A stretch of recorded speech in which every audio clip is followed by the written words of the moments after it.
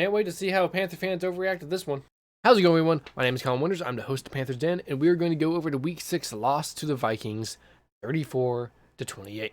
Now, as I predicted in the pregame video, yes, we did end up losing to the Vikings. The Vikings often take a win away from the Panthers whenever we play, so I just predicted that. I was right. Almost pretty close on the score, too, when I predicted it, but now here we are with the loss.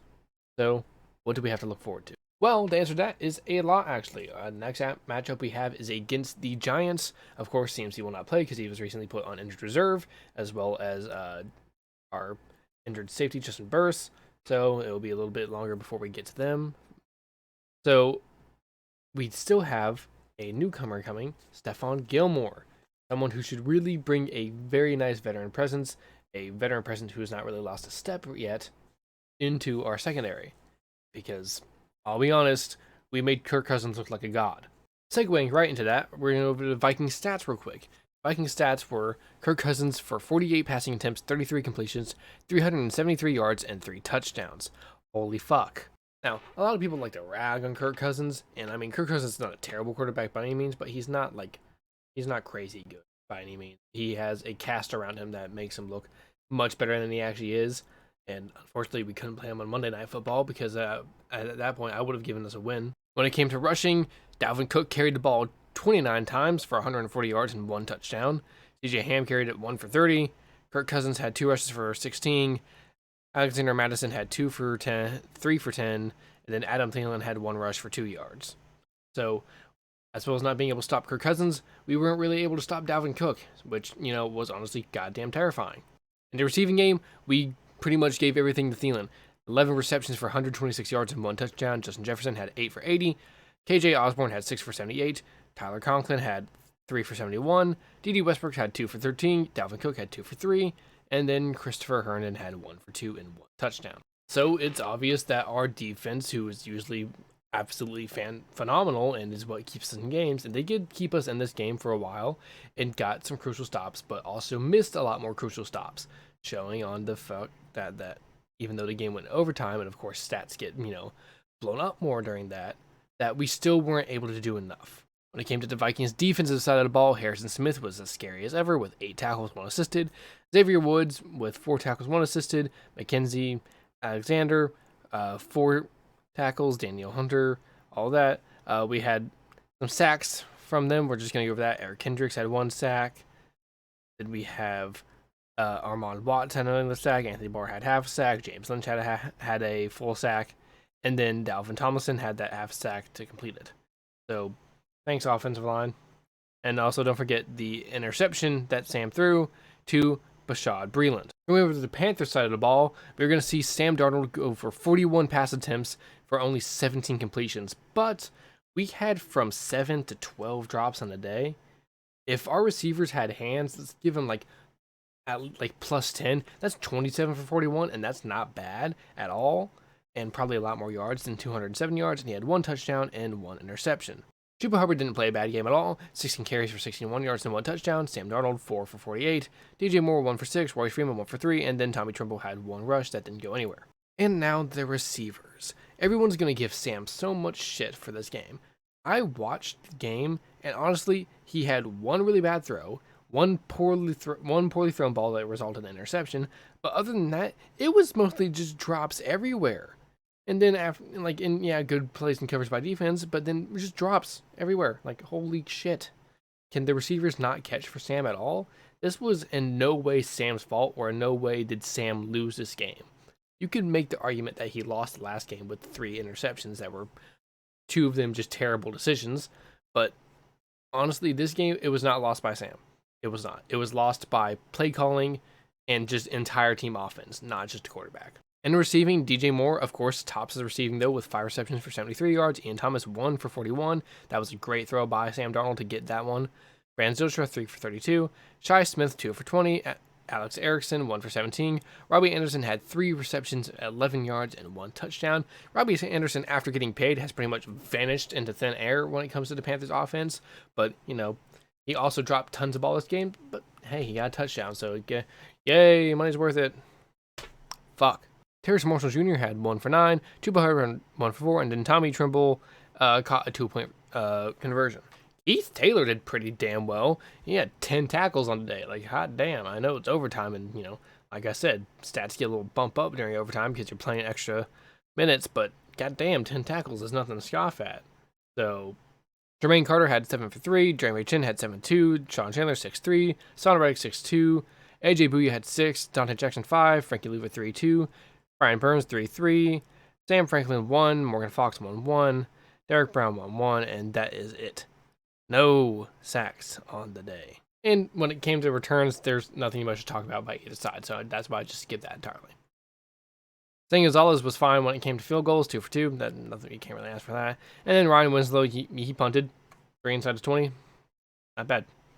Honestly, better than what Joseph's doing. Joseph was punting way too high and not getting enough distance out of it, and we were giving up fantastic field position the entire time. So, when it comes to complete team stats, the Vikings had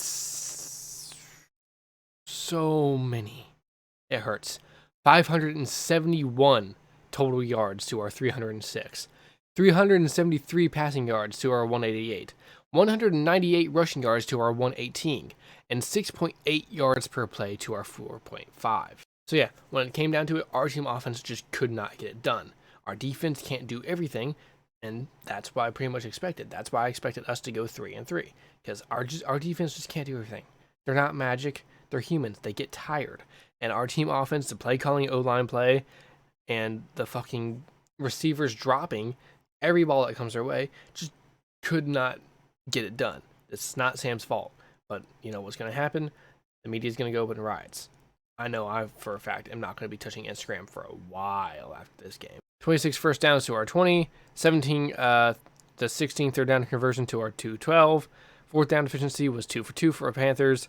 Total plays ended up going for 84 to Vikings, 68 Panthers. Sacks allowed 4. They allowed 0. Punts, they punted 5 times, we punted 6 times. When it came to penalty yards, they had 11 penalties for 98 yards, and we had 6 penalties for 28 yards. We lost 2 fumbles, and we got 1 interception thrown. When it came to time of possession, the Vikings also dominated that, 37-38 to our 26-34. But you know what? How about we talk about some good stuff? Instead of all the doom and gloom that all the Panthers fans are going to be going on social media, that's why I'm not just touching it at all. It wasn't a bad game. I expected a worse performance, honestly. I thought we were going to have to hit a super slump and then go in not being able to do anything and get absolutely shit stomped by the Vikings, because the Vikings are not a bad team. Their record was not indicative of their actual talent on that roster, so we'll just see how the Vikings end up doing at the crux of the season that we're coming in for.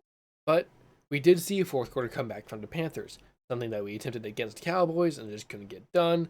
So I'm honestly really happy to see that we were able to get that done, getting pinned back in our own end zone and eventually going all the way down and driving to make that touchdown and a 2-point conversion to drive it into overtime. We just couldn't get it done in overtime, but seeing our ability to drive down and do that, that was a big thing. That's what was super happy about this game, the fact that we saw that fire in the offense and that they could get it done despite the fact that they faced so much adversity within the past 3 weeks.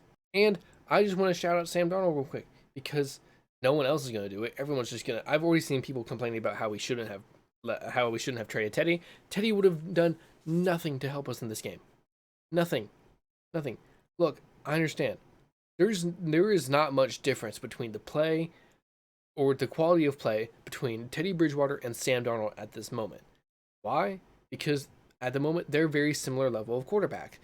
But Sam has a much higher ceiling than Teddy Bridgewater does. Teddy has pretty much hit his ceiling, and he has shown that he's just a good game manager and can keep a good, consistent, decent quarterback play, but nothing fantastic. Sam, on the other hand, has shown that he has an explosiveness to him and a much higher ceiling that the Panthers are trying to unlock. We saw a glimpse of that in the first 3 weeks of the season, but no more since then. We're hitting a hard spot. That's going to happen with a young team like we have. So, instead of panicking, why don't you, be good fans and stick with it? This is our team. Stop acting like every time we hit a hardship that you're just going to rip off your Panthers jersey and act like you don't even have anything blue inside your household. it's tiring. I'm tired of seeing so many overreactions, so many people get so angry. This is the NFL. Hardships don't last one season. Hardships last for a long time in this league. If your team's hitting a slump, there's probably going to be hitting a slump for a good few years. And that's what we're seeing with the Panthers. And right now, we're doing some experiments with some different players to see if we can get out of it. At least you are seeing our front office trying to do something about it. If you want to complain, go to a different team whose owner and front office does nothing to improve it and just takes the money and runs. At least our team's doing something about it. Our team's trying. We're experimenting. We're doing different things to make things better. And if you can't appreciate that, then we don't need you in the fan base. I'm just going to be blunt with it. We need positive energy to keep this going. This is a very young team that we can have hope for in the future. Team that we are bringing in veterans in to help with our young guys. Teams that we're bringing experimental players that have high ceilings that we have to unlock. But if you don't have the patience to go find the key to unlock that, then I don't know what you're doing in the NFL. I don't know what you're doing watching football. This is what it's about. Roller coasters, emotional roller coasters every week. We're playing other professional football teams. I don't know why we're expecting blowouts every game. We're playing other professionals who also are competing at the highest level they can. We're not a super team. Just because you start 3-0 doesn't mean anything. You can dump after that. Steelers know about that. Any team in the NFL knows about that. You can start off hot and then absolutely crash. Right now, we need to stick with the team so it doesn't end up being a crash, but we can help rise back up and hit another hot streak. Next week, we go up against the Giants. People were calling this one a must-win for the Panthers, but I see this next game as the must-win. If we can make sure we don't dip into a losing record, Panthers still have a chance. And right now, that's all we can ask for. Either way, I'm going to step off my soapbox now. It's been fun. Tell me what you think in the comments down below, and I'll see you guys next time. Goodbye.